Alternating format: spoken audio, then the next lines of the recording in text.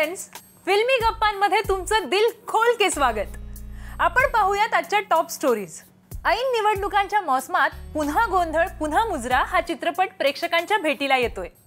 त्याचबरोबर कॅन्डल मार्च या मराठी चित्रपटाच्या टीमला आपण भेटणार आहोत आणि भरत जाधव पुन्हा एकदा चिंतामणी या चित्रपटातून प्रेक्षकांना भेटणार आहे। मित्रांनो, सध्या संपूर्ण महाराष्ट्रात निवडणुका हा एकच जयघोष ऐकायला येतोय आणि हाच मुहूर्त मक्याने साधलाय असं वाटतं।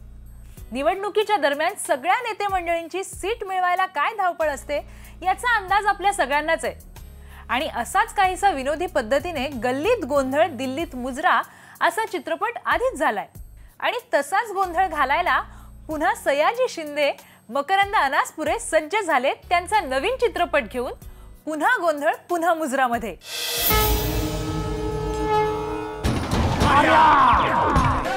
नार्या, मी काय म्हणतो? काय म्हणता? गांधीजींविरुद्ध कुणी काय बोललं तर मुस्कडच फोडत असतो मी। अहो, पण गांधीजींचा विरोध होता हिंसेला। आता मला करीना कपूर पण आवडते म्हणून काय तिच्यासारखी लिपस्टिक लावून हिंडू कमी? लोकशाही कुठं दिसत असते का? लोक म्हणतेत हाय म्हणून म्हणायचं। अंधश्रद्धाच म्हणा नाही एक प्रकारची। सरपंच कुत्र्याच्या रूपाने आलाय, त्याच्यावर लक्ष ठेवा। आता क्रिस गेलनं टमरेल घेऊन पांदीला पळत जाणं बरं दिसणार नाही। मी पक्षाला 50 कोटी दिलेत, मग मंत्री मला केलं पाहिजे का तुला? गंमत करीत होता तुझा बाप तुझ्या आई बरोबर, तवा झालास तू। त्यांची झाली गंमत आणि आम्ही मोजतोय किंमत। तिच्या मिठीत तर कापसाला ऊसाचा भाव मिळाल्यावानी वाटतंय। जमिनीला आई म्हणणारे माणसं आपण, मग एकाच आईच्या अंगावर 2 लेकरं खेळू शकत नाहीत होय? बड़े ही प्यारे कमीने हो तुम। मराठी आदमी झुकता है लेकिन हर बार पाँव छूने के लिए ही झुकता है ऐसा नहीं है। कब आपका लंगूट गायब करेगा आपको पता भी नहीं चलेगा।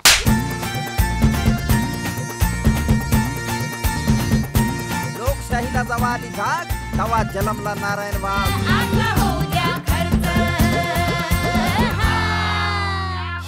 चित्रपटाचा ट्रेलर बघता यातील ब्लॅक कॉमेडीच्या सहाय्याने राजकारणावर टीका करणारा चित्रपट आहे हे लक्षात येतंय। आता हा चित्रपट अगदी इलेक्शन चालू असतानाच का रिलीज करावासा वाटला हे खरं तर मकरंद आणि सयाजी शिंदेच सांगू शकतील। आता काय असतं, राजकीय प्रचाराचा धुराळ आहे यावेळेस तर सगळ्याच युती तुटलेली, आघाडी तुटलेली अशा अवस्थेमध्ये राजकीय हे असेल त्यांचे जास्त श्रम होणार आहेत कार्यकर्त्यांचे, तर त्यांना श्रमपरिहार म्हणून हा सिनेमा फार उत्तम आहे। कसं हे सतत मिकी इन डोनाल्ड सारखा सतत एक गेम एकमेकावर करत असतात। त्यांनी एक चाल केली की हा एक दुसरी चाल करतो आणि हे सगळं करत असताना राजकारणातल्या प्रवृत्ती आपल्याला दिसतात आणि हे जाता जाता लोकांना त्यातला विनोद पण आहे, त्यातली जी खोटेपणा खरेपणाचा जे चेहरे आहेत ते सगळे समोर येतात, त्यामुळे लोकांना त्याचा आनंद मिळतो।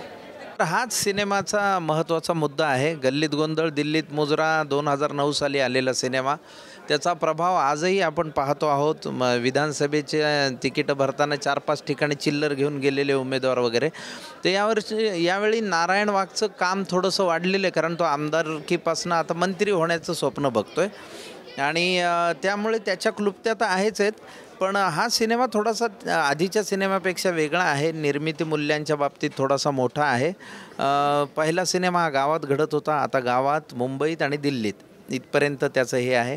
शिवाय या सिनेमाचं बजेट खूप मोठं आहे पहिल्या पार्टपेक्षा आणि यामध्ये कलावंताची फौजही खूप तगडी आहे। आलोकनाथ, आशिष विद्यार्थींसारखे हिंदीतले कलावंत पण या सिनेमामध्ये आहेत। तर एकंदरीत प्रेक्षकांसाठी फार मनोरंजनाची मेजवानी म्हणून या सिनेमाचा आपल्याला उल्लेख करता येईल। किंवा नका हो, पण तुम्ही एक अभिनेता आहात हे विसरू नका। मित्रांनो, देशाचे नागरिक म्हणून आपण सगळ्यांनी येत्या 15 तारखेला मतदान करणं ही आपली जबाबदारी आहे।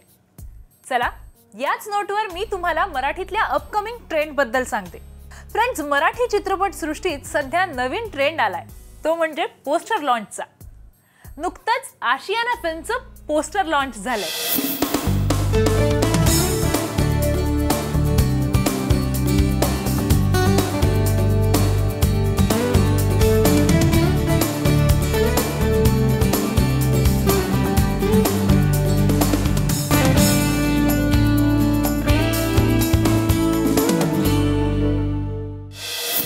नावावरून आणि पोस्टरवरून जरी हा सिनेमा हिंदी वाटला तरी तो हिंदी नाहीये, तो मराठी चित्रपट आहे आणि हा चित्रपट 31 ऑक्टोबरला रिलीज होणार आहे। यामध्ये कृतिका गायकवाड, नेहा पाटील, सई कल्याणकर हे कलाकार आहेत। या तिघींवर या चित्रपटाचं कथानक आधारित आहे. आज आमचं पोस्टर लॉन्च होतं आहे फिल्मचं नाव आशियाना आहे, जसं तुम्ही बघताच आहात. फिल्मबद्दल बोलायचं झालं तर फिमेल ओरिएंटेड सब्जेक्ट आहे. 3 मुलींची जर्नी तुम्ही या फिल्ममध्ये पाहू शकता. मी प्रियाचं कॅरेक्टर करते. मिडल क्लास घरातली ही मुलगी. तिचे बाबा जे आहेत ते खूप स्ट्रिक्ट असतात, तर घरी फार काय पिक्चर बघायलासुद्धा परमिशन नसतं. त्याच्यासाठी विचारून जावं लागतं की बाबा मी जाऊ का. तर न विचारता गेली तर त्याचे परिणाम काय होतात हे सगळं एवढं कठीण असतं तिची लाईफ. माझ्या कॅरेक्टरचं नाव सायली आहे. ती पहिले गावातली मुलगी असते, शाळेतली असते. तिची खूप मोठी मोठी स्वप्न असतात आणि खूप छोट्या छोट्या गोष्टीत तिला आनंद मिळत असतो. अल्लड मुलगी असते, काही कळत नसतं कुठे काय बोलायचं, कसं बोलायचं हे कळत नसतं. काही कारणामुळे तिला मुंबईला यायला लागतं. मुंबईला येऊन ती खूप एक्सायटेड असते की आता आपलं स्वप्न पूर्ण होणार, पण असं काही प्रसंग घडतात ज्याच्यामुळे तिची लाईफ पूर्ण बदलून जाते. त्याच्यामध्ये असं आहे की ही एक मुलगी प्रेमासाठी तरसते आहे आणि ते प्रेम तिला ह्या बाकीच्या 2 मुलींकडनं मिळतं आणि त्यासाठी ती काय काय करते त्यांच्यासाठी, म्हणजे डू ऑर डाय फ्रेंडशिप होते त्यांची. आणि तोच हा ट्रॅक आहे ॲक्च्युली. तुम्ही आता ते 31 ऑक्टोबरला थिएटर्समध्ये बघितलं तर तुम्हाला जास्त व्यवस्थितपणे कळेल असं म्हणेन मी. अजित देवळे यांनी या चित्रपटाचं दिग्दर्शन केलंय आणि या चित्रपटातील गाणी हिंदीतील दिग्गज गायक शंकर महादेवन आणि कविता कृष्णमूर्ती यांनी गायली आहेत. फ्रेंड्स, आपली ही फिल्मगिरी अशीच चालू ठेवूयात, पण छोट्याशा ब्रेक नंतर. पाहत रहा फिल्मी गप्पा.